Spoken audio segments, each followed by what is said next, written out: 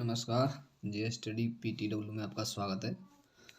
आज हम ऊतक के बारे में और आगे पढ़ेंगे, लेकिन आज जंतु ऊतक के बारे में पढ़ेंगे।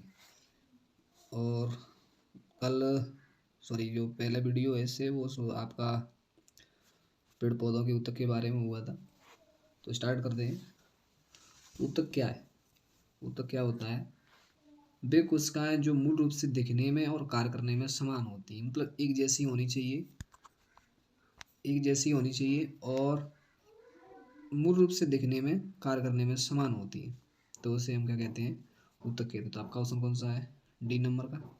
नेक्स्ट, रक्त क्या है? रक्त एक संयोजी ऊतक है।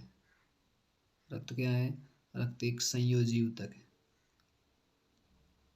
बहुत इंपॉर्टेंट क्वेश्चन है। नेक्स्ट है, मुंह की परत से बनी होती है। मुंह की परत किससे बनी होती है? ये कौन से जो आपका ऊतक है? तो पपड़ीदार उपकला। और ये भी ना आए तो ऑप्शन में तुम्हारा स्क्वेमाउस एपिथेलियम ये भी आ सकता है। और ज़्यादा कॉम्पिटिटिव का एग्जाम बहुत हाई लेवल से आ रहा है तो ये ऑप्शन में रख देंगे। नेक्स्ट है, किस प्रकार की कोशिकाओं से त्वचा बनी है? त्वचा आपकी अधिचर्म।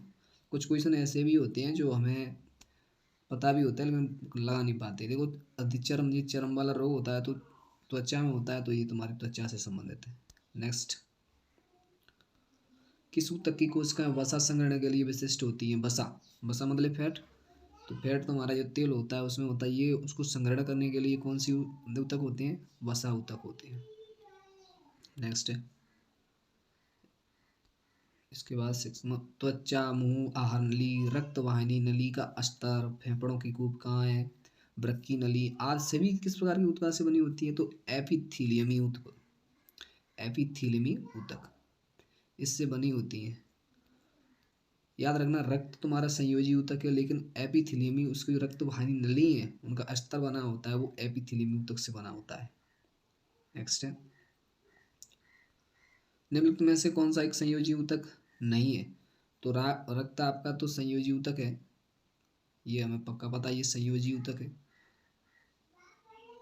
और ये अस्थि भी संयोजी है, जुड़ती है। और स्नायु, ये तीनों तुम्हारी संयोजी ऊतक है। तो आपका आंसर क्या है? त्वचा।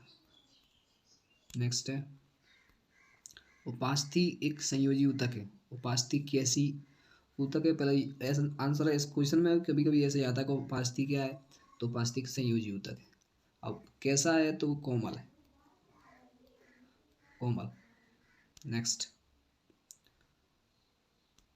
वह ऊतक तंतु जिसमें कभी थकान नहीं होती। तो थकान कभी नहीं, जो मतलब 24 घंटा हमेशा चलता ही रहता है अपना व्यस्त। हृदय वाला जो अंग है वो कौन सा आपका?